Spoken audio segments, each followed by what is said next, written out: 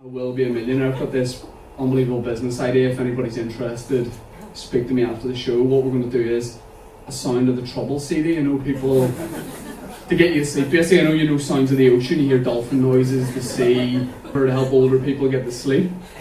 This is basically for like your mum and dad, because it's a quieter Northern Ireland now. It's a more peaceful Northern Ireland, so they probably can't cope with that at night. They're not comfortable. So what they do is stick this in, Sounds of the Troubles.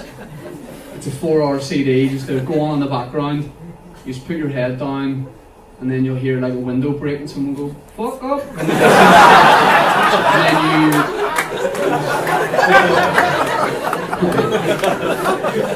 you hear a helicopter going overhead.